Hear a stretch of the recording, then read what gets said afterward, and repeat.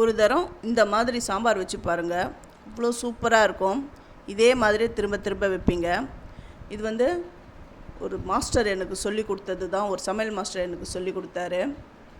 அது எப்படி அப்படின்றத என்னுடைய சேது சித்ரா கிச்சனில் போய் பாருங்கள். நான் ரிலேட்டட் வீடியோவாக அதை நான் கொடுக்குறேன். அவ்வளோ சூப்பராக இருக்கும். இதுக்கு வந்து மேலே போடுற அந்த மேம்பொடி அதுதான் அல்டிமேட்டே. நல்லா வாசனை கமகமன்னு அப்படி இருக்கும்.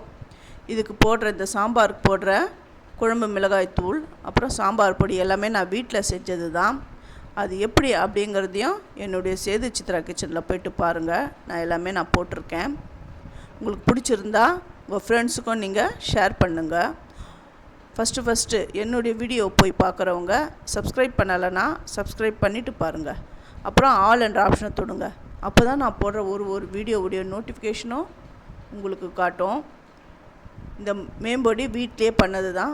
அதுக்கு என்னென்ன இன்க்ரீடியன்ட்ஸ் அப்படின்றது எல்லாமே என்னுடைய சேது சித்ரா கிச்சனில் நான் சொல்லியிருக்கேன். நீங்கள் போய் பாருங்கள். அட்டகாசமான சாம்பார் வித் உருளைக்கிழங்கு மசாலா, அவ்வளோ அந்த காம்பினேஷன் அவ்வளோ நல்லாயிருக்கும். இந்த சாம்பாரை நான் சொல்கிறத விட நீங்கள் செஞ்சு பாருங்கள். செஞ்சு பார்த்துட்டு எப்படி இருந்ததுன்னு எனக்கு கமெண்ட் பண்ணுங்கள். இது வந்து முருங்கைக்காய் கத்திரிக்காய் போட்டு தான் நான் செஞ்சுருக்கேன். சூப்பரான sambar with potato fry. Thank you.